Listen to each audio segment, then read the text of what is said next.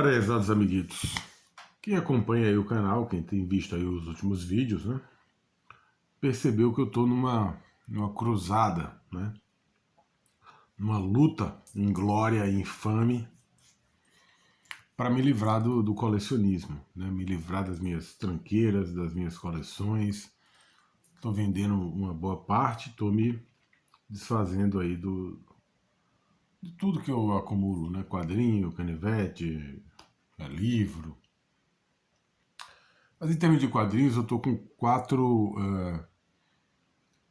séries, vamos dizer assim, né? A primeira delas é a coleção clássica Marvel, só o Homem-Aranha, que eu estou colecionando. A saga do Demolidor, né? Com a Inocente, ou Innocent, né? Não sei como é que pronuncia direito.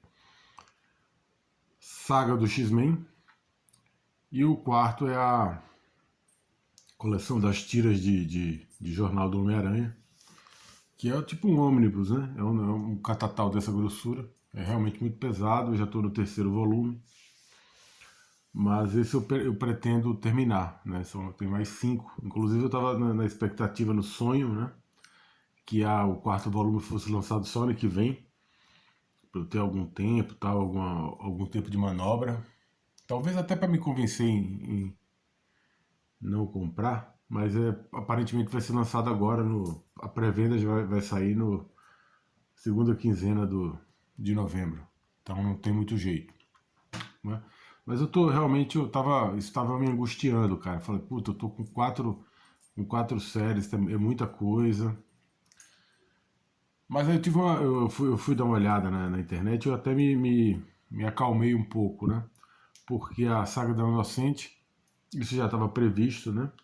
Ela ficou aí 5 anos no personagem, então eu já imaginava que fosse terminar por agora, né? Tá no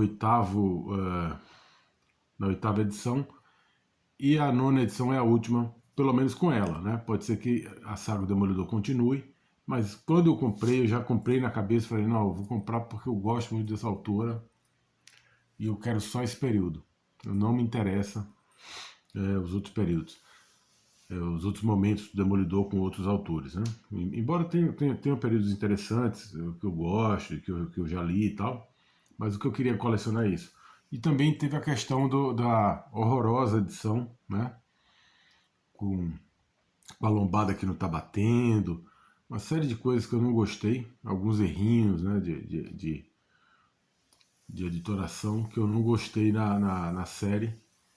Então, sei lá, cara, se eu precisar realmente, questão de espaço, de mobilidade, se eu tiver que me desfazer, vai doer um pouco, mas eu vou conseguir, né, com relativa, vamos dizer, com relativos danos, né?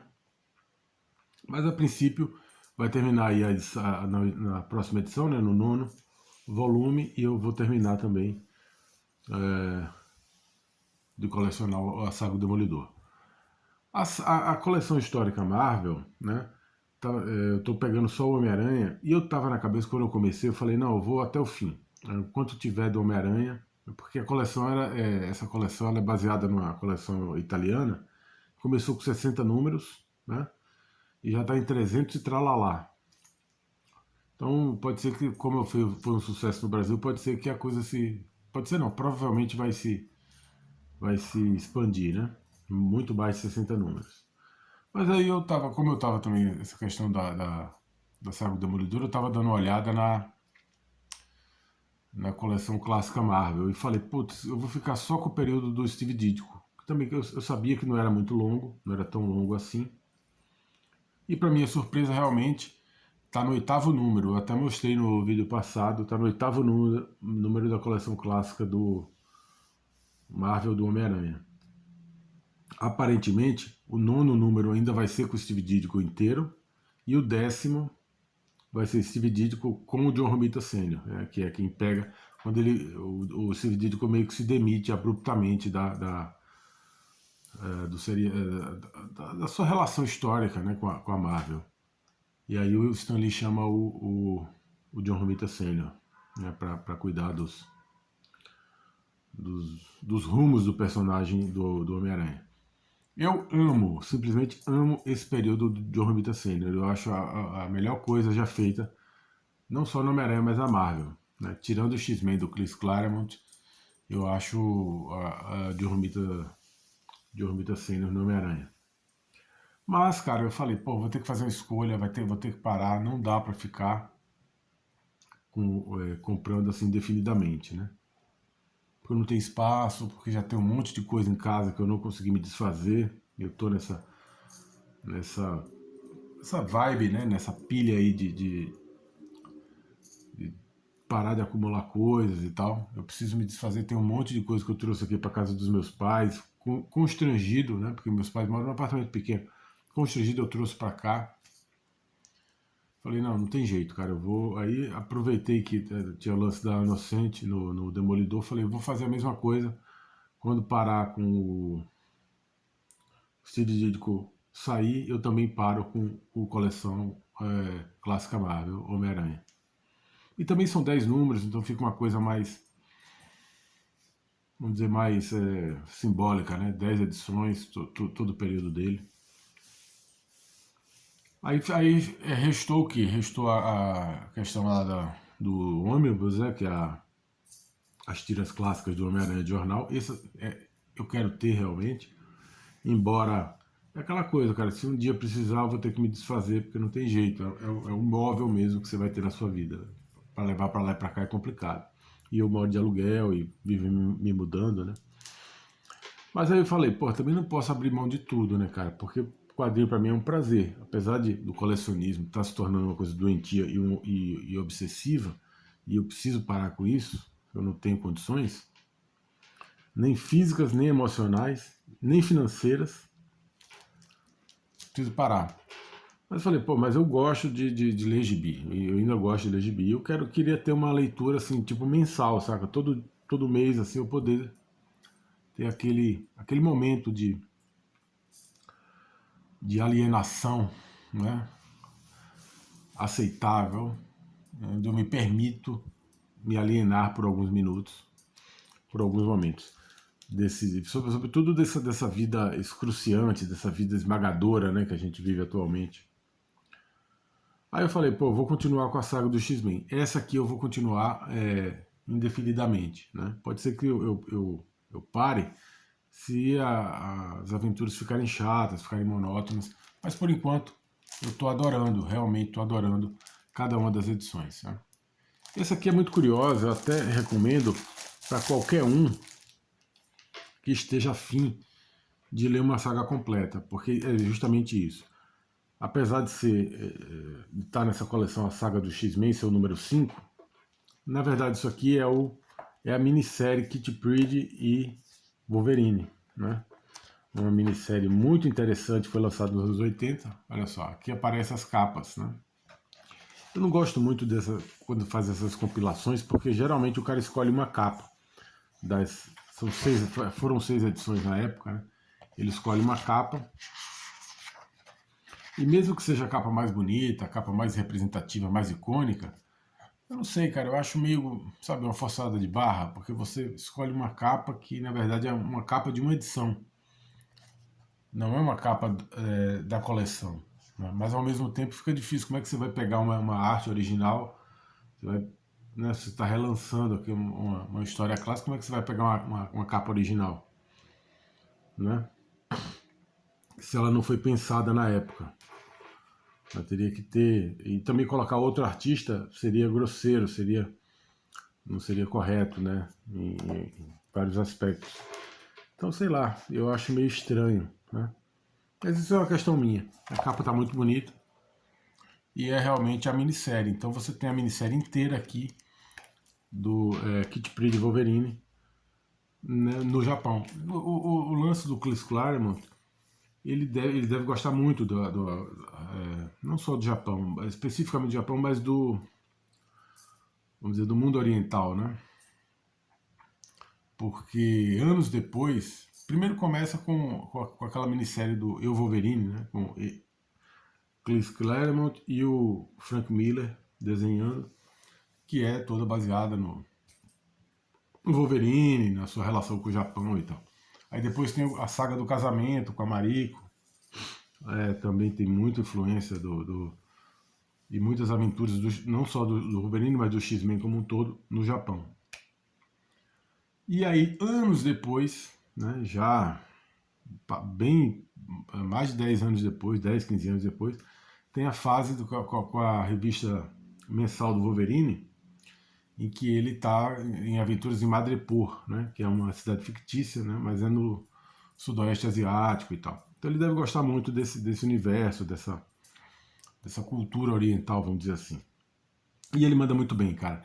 Esse quadrinho especificamente, com ninja, com toda essa questão da honra, da cultura do samurai, do ninja, né? Do dever para com o seu senhor. É muito interessante. É um período histórico que estava acontecendo muito isso de empresas japonesas, né, multinacionais japonesas, adquirirem empresas americanas, né, norte-americanas, históricas, clássicas, bancos, montadores de automóveis, etc. Era uma dessas crises, né, que estava acontecendo nos Estados Unidos, e várias empresas japonesas estavam adquirindo conglomerados nos Estados Unidos. E aí é basicamente o plot dessa aventura. O pai da Kate Pryde, né, da Lince Negra, ela começa a se chamar Lince Negra nessa minissérie. O pai da Lince Negra, ele tem que vender o banco dele, o banco da família. Ela é uma menina de uma família rica, né? Ele tem que vender e vende para uma organização que tem ligações com a máfia japonesa. Aí o pai vai para o Japão, ela vai atrás do pai para ajudar. Acaba que o Wolverine aparece lá. A história em si ela é meio corrida, cara. Eu não lembrava, eu li faz muitos anos, né? Então eu não lembrava que era tão acelerada. Nem lembrava que o traço desse desenhista é o Al Milgrom. O traço dele era tão fraco. Tem alguns momentos, alguns bons momentos, ele manja de perspectiva. Ele não é aquele, sabe, esses desenhistas trapaceiros dos anos 90, que os caras, você via que os caras tinham umas poses bacanas, umas poses legais, mas ficava naquilo ali, naquele repeteco, né? Não é o caso, ele é um desenhista clássico, ele tem realmente repertório, né? Ele desenha todos, como é que se diz, todos os elementos, né? Estão compostos, não é aquele cara que põe um personagem assim na frente e um fundo meio, sabe, qualquer coisa. Não, ele realmente sabe desenhar. O problema é que o traço dele não é bonito o suficiente. E mais no começo ele está mais legal, ele está mais interessante. Você vê que ele desenha caminhões, ele desenha avião, aeroporto, ele tem conhecimentos técnicos profundos. Mas o traço dele é feio, os personagens, os bonecos dele são feios, né? E mais pro final da aventura, eu não tinha percebido. Você não percebe essas coisas quando você lê mensal, né? Quando você está lendo aos poucos. Você só percebe quando você pega o pacote, quando, vamos supor, você está de férias, garoto, tá? Você pega aquele monte de gibi e fala, vou reler tudo, estou com tempo, vou reler um monte de coisa. Aí você lê um monte de uma vez. Aí você percebe essas pequenas nuances. Ou quando você pega assim, né? Trade paperback, né? Esses relançamentos que o cara coloca o pacote todo, aí você vai lendo e você vê que o cara cansou. Lá pro final da aventura, o cara ele tá mais cansado, então os fundos vão embora, né? Tá vendo aqui? Não quero estragar o barato de ninguém, então eu não estou mostrando muita coisa. Mas aí ele perde um pouco aquele cuidado inicial, né? Aquele apuro, né? De fazer fundos e tal. Ele vai perdendo no longo da aventura, vai perdendo fôlego, vamos dizer assim. Né? O cara já não tá mais com aquele mesmo ímpeto. Mas ainda assim ele manda bem, cara. Ele tem um traço, como eu falei, é um traço meio feio, né? E uma arte final. Eu não sei se foi ele que arte finalizou, deixa eu ver. Ele mesmo arte finalizou o próprio traço. Então, às vezes o cara já tá cansado também, ele já desenhou tudo, aí tem que passar tinta. sombrear, chorar. O cara fica meio... Pode ser que seja isso, pode ser que seja acelerado do tempo, a gente não sabe, né? Eu não tenho essa contextualização do que foi o período, mas foi foi uma, como é que se diz, uma minissérie muito legal na época, tá? Eu tinha dificuldades enormes para comprar minisséries na época, né? Teve várias coisas que passaram batidas, eu só fui adquirir bem depois, justamente porque eu não tinha grana, e como eu comprava várias mensais, eu não tinha muita grana, então eu precisava priorizar. Então a minha ideia era priorizar aquela cultura, né, do quadrinho do mês. As coisas bacanas que eu via, e tinha tanta coisa legal. Abril lançou muita coisa boa, né? Não só de super-herói, de outras coisas. Você não, acabava não conseguindo adquirir. Então eu acho o máximo essa ideia da saga do X-Men, né? Pode ser que tenha mais coisa, pode ser que tenha a saga do Wolverine, né? Porque ele já tem história suficiente para isso. Embora talvez o período filé mignon, né, do Wolverine em aventuras solo seja muito menor, né? Mas o X-Men tem história para muitos anos, cara. Essa saga pode durar mais uns 5 anos aí, tranquilo. Tranquilo, tá? É claro que, como eles já lançaram o filé mignon mesmo, o core, eles já lançaram em TPB, né? Tipo, a saga do Massacre de Mutantes, a Queda dos Mutantes, Inferno. Inferno eu nem gosto tanto, mas é uma saga importante, né? Muita coisa já foi lançada. Inclusive eu acabei adquirindo nesse meu frenesi consumista de quadrinhos, nos últimos 2 anos, eu acabei comprando a Queda dos Mutantes e o Massacre de Mutantes. Então eu já tenho eles, né, nesse formato aqui. E não me desfiz. Esses eu trouxe aqui para casa dos meus pais, deixei guardado e tal. Mas é isso aí, cara. É como eu falei, é sempre um balanceado, né? Você tem que, ao mesmo tempo, pensar que não dá para viver essa vida de acumulador. Isso faz mal, mas está me fazendo mal, pelo menos para mim. Não sei se... Não quero julgar ninguém. Quem tá, se está funcionando para ti, vai fundo. Para mim tava sendo um problema. Mas eu também não quero, porra, virar um cara minimalista completamente, sabe? Não é a minha, cara. Eu gosto de quadrinho, eu gosto de ler, de reler esses gibis, eu me sinto bem, né? Eles me levam para um momento. É quase uma máquina do tempo, né? Eu sempre falo isso, cara. Música, a verdadeira máquina do tempo é a música, né? Se às vezes você está ouvindo um som que você ouvia quando era adolescente, você lembra imediatamente o lugar onde você estava, que cidade que você morava, como é que estava a sua vida, sei lá, com seus pais, sua namorada, com seus amigos, que escola que você estava estudando. Principalmente no meu caso, que eu mudei para muitas cidades e muitas escolas, né? Então a música ela tem esse papel para mim. E o quadrinho também, cara, é uma espécie de comfort food, saca? De comida espiritual, assim. Quando eu tô mal, quando eu tô zoado, eu gosto de ler os quadrinhos porque eles me remetem a um período melhor da minha vida. Um período mais bacana. Eu acho que para todo mundo é assim. Em algumas pessoas é mais intenso, outras menos, mas quem gosta de quadrinho, quem gosta de música, certamente tem esse feeling, né, de meio que com a máquina do tempo mesmo. E aí é o que eu queria finalizar com isso. Eu sugiro justamente isso, cara. Essa saga do X-Men, saga do Demolidor. As da DC eu não tenho visto, tá? Eu realmente queria muito, né? Mas eu consegui resistir. Sobretudo a do Super-Homem eu queria muito porque era o período do John Byrne, né? Mas eu consegui resistir e não comprei. Eu não sei como é que tá lá, como é que tá a edição. Essa edição aqui, realmente, cara, das sagas, sobretudo do Demolidor, deixa muito a desejar. Parece corrido, parece mal feito, parece feito por quem não está apaixonado pelo negócio, né? Não tem de fato verdadeiro. Eu não pediria, no caso do Demolidor, eu pediria, tá? Uma contextualização, um pequeno texto, um pequeno ensaio, né? Alguma coisa sobre esse período e sobre a autora, sobretudo, a Anne Norcent, né? No caso do X-Men, eu acho que não precisava, mas seria interessante um cuidado maior em termos de capricho, de acabamento, né, cara? Eu acho muito simples, né? Olha só, mais uma vez, veio machucadinho aqui, me deixou triste, cara. Mais uma vez, olha,